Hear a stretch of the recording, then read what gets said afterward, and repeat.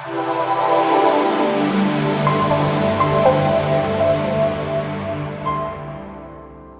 my name is Danielle Cohen. I'm here live with the Fighting News. I am at the Daru Strong Performance Center. I'm here to interview Jake Brutal Bostwick for his pro debut for the Bare Knuckle Fighting Championship. His debut is on November 13th. How do you feel? How are you doing today? I'm doing fantastic. Just finished up a beast workout, Saturday, so it's been a solid week of training, but now some downtime over the weekend. But yeah, all go next week, last hard week of training before, Friday the 13th. Awesome. I'm so excited for you. Thank you. I know that you have obviously a lot of experience in the fighting world. Your record for MMA is 18-10. Your boxing record is 0-0-1. So you had a boxing match, but right after that boxing match, you actually tore your bicep. So tell me about your recovery in that, and if you're good to go now. Yeah, I tore my bicep in the first round, first minute of the fight. So I had literally one arm for 4 rounds. I actually pulled off a draw, apparently, but I actually beat the kid. But hey-ho, that's another story. Wow. But the recovery's been fantastic. It's been a year now.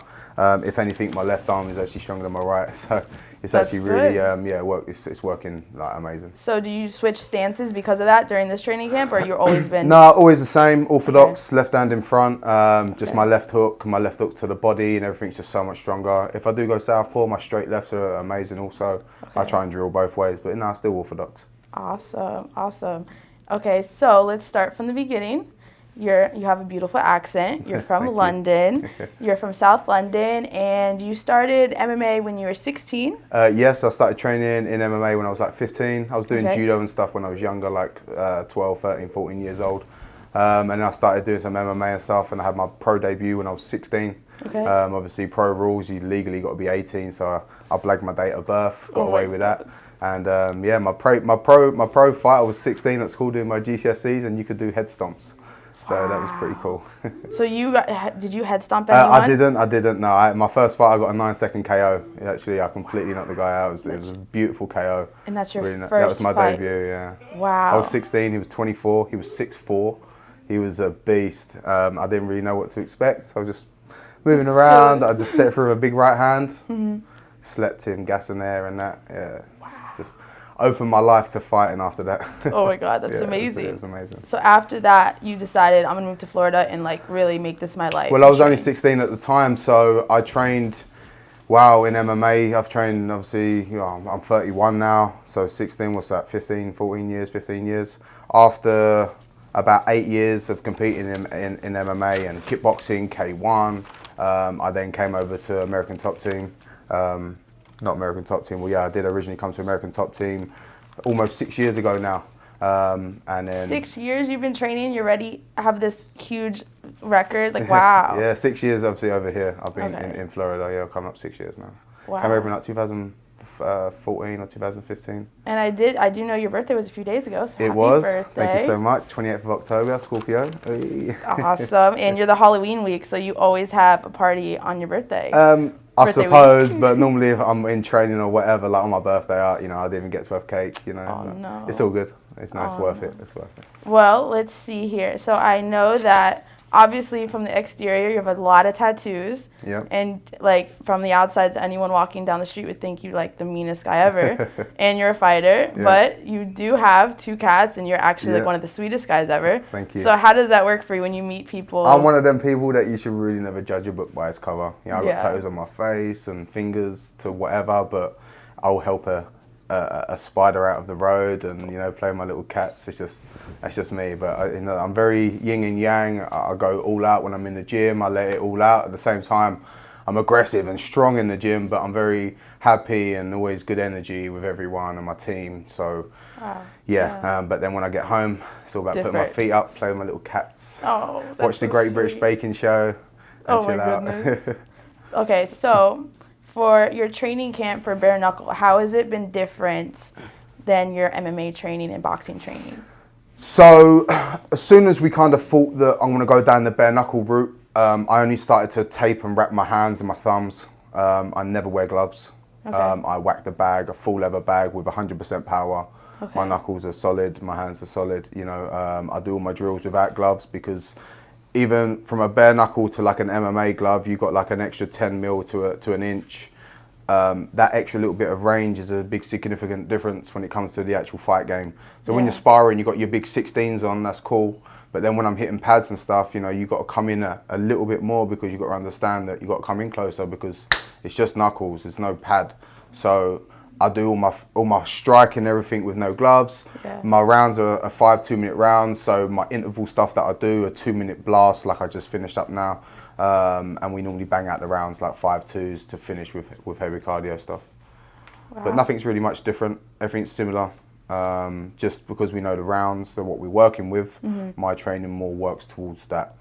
The rules with clenching, like, do you have to, are you training a lot of? Yep, so with the sparring and things like that, what I try to incorporate is grabbing that head, because in the bare knuckle scene, you can grab the head, you can push. Yeah. So you can dirty box. You know, and I've got quite a decent clinch, so if I'm in tight and I pull your head down, you know, you can uppercut, hit the ear, you know, push off, grab the head again, and dirty box, pull the head down, and you know, it is such a different form of sport that people do not understand unless you are doing that. Exactly. So yeah, incorporating things like that, movements like that, I'm doing.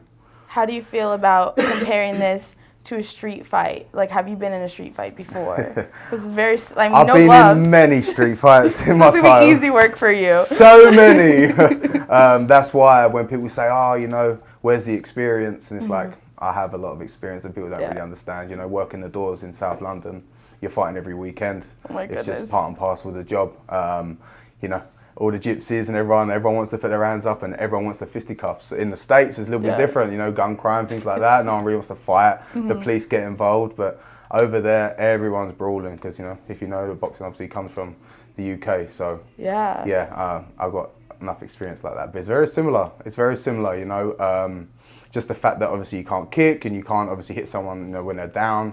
But a 2-minute brawl with just your hands and pushing and shoving, it's a controlled street fight. It really is. Awesome. Yeah, and you do have experience, so you're not going in as just a novice. You know exactly what you're gonna go in. I know what it's like to get punched in the face. I know what it's like to punch someone in the face with no gloves on. So there you go. I'm already mentally ready there. And that's what people are scared of. Like, they don't realize that their face is glass, so you need to get punched in the face sometimes. But so can your hands be. You hit someone funny in the skull or whatever, it's so easy to break your hands, you know? To break someone's cheek or jaw or nose, cuts so easy, so easy. Yeah. So, when you're throwing them hands, and, you know, I won't even throw with full power, because it's really not needed.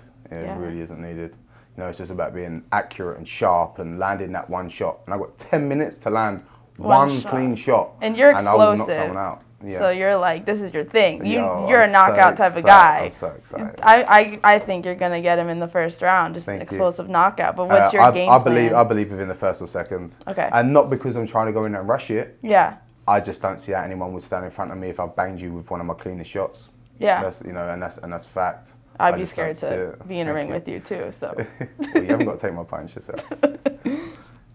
So your manager, Maureen, she's a 2-time boxing world champion with over 20 years of experience. So most managers don't have boxing experience.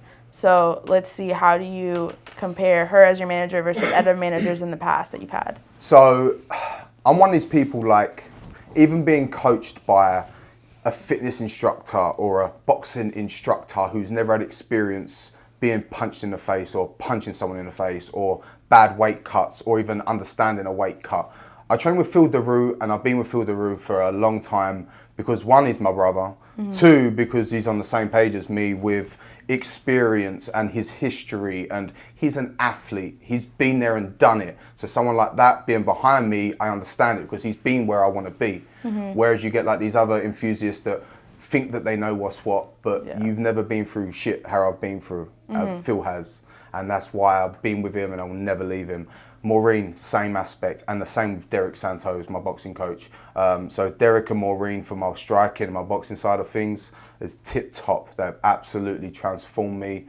They have, honestly, they've changed my life. They really, really have. You know, I'm so grateful to be with the team that I'm with, and having Maureen behind me is phenomenal. Her experience, her connects, you know, she's been there, done it. She's been on the big stage, big platforms. She knows. So having someone like that guide you, what else can you ask for? No, that's amazing. And especially the empathy aspect there. They know what you went through, so they know how to shape you as a fighter.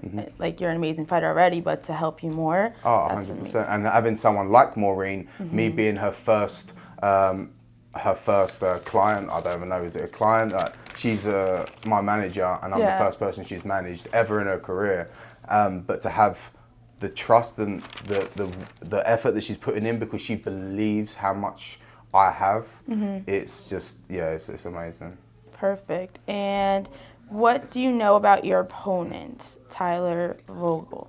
Do you know anything about him? Nothing. He's 6'2", he's going to stand in front of me and I'm going to put one on his chin. Oh my goodness. I'm just going to go there and fight. That's the confidence. My manager, obviously Maureen and Derik and Phil are all happy with the fight. I've seen a little bit on him, but I'm not too interested. I know what I'm going to do. He's just going to be in front of me. Okay, perfect. And do you have any last words for your fans? For my fans, make sure you tune in to see Brutal Bostwick in action. Just the love and support I get from overseas and around the world is really phenomenal. I get emotional sometimes, honestly. Like, I'll be just driving and really sit and think about the people that do support me, and people in Mexico, Canada, whatever, fans. Like, I don't know these people, but they've come across me and they follow my story. It's just, it's so warming. And after this fight, I hope that more people around the world obviously know my name, and just tune in, and I'm gonna put on a show. I'm really going to put on a show. I'm very excited to see you fight. Thank you so much. So November 13th, remember to tune in. He's going to get a first round knockout. Let's see. Thank you. Thank you.